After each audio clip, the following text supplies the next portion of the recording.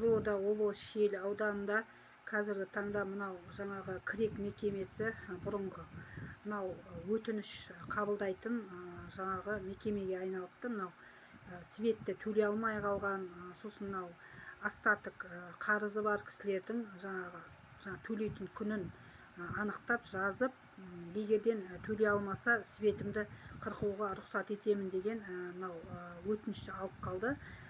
Енді айтайын дегенім, мынау Қызылордаға қарайтын мекемелері бар екен светтің.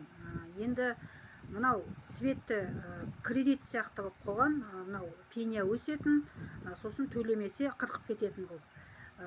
Енді айтайын дегенім, мынау 4709 деген нөмірдің бүгінгі 25 август күнгі телефонға жауап беріп отқан диспетчері, мынау президентіңе бар, президентіңе жаз деген осындай жауап естідім.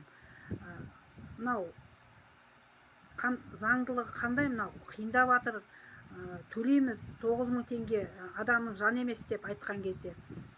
Енді айтайын дегенім, ал мына Қызылорданың жаңағы бір шетелше ат қойып қойған, жаңа Қызылорданың жаңағы бір шетелдің компаниясы ма, сол шетелдің компаниясымен келісім шартқа отырған ба, мен білмеймін. Сол мынау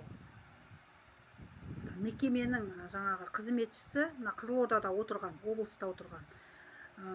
Сізге қайырымдылық емес деген осындай жауап естідім. Енді қайырымдылық болсын болмасын, мына қазір қымбатшылық болып жатыр, жағдай қиындап жатыр. Инвалидтердің жағдайы, әсіресе бірінші, екінші топтағы кісілердің жұмысқа алмайды.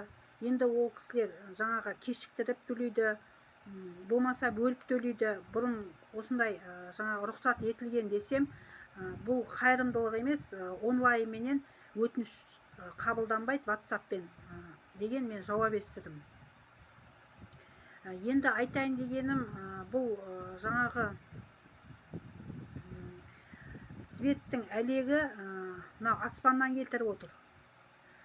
Өйткені себебі мынау Шиелі ауданында қазіргі таңда ол кісілерге айтатыным, біріншіден мына учетчигі вертолет сияқты айналады. Оның алдында жаңағы пластмасс учетчик салған кезде 1000-1500 төлесек, қазіргі таңда 3000, 4500 төлеп отырмыз.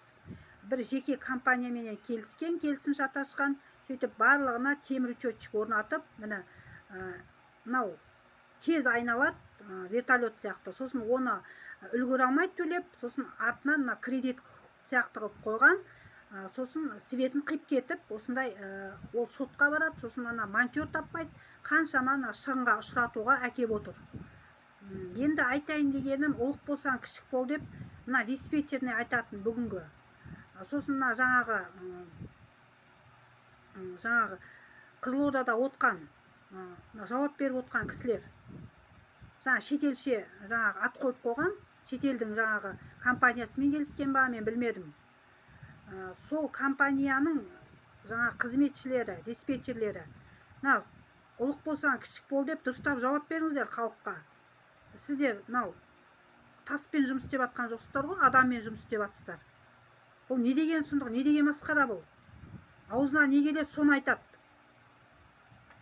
Сосын бір мәселе айтатын. Сіздер неге мынау телефонды алмайсыздар? Жиі өшеді свет.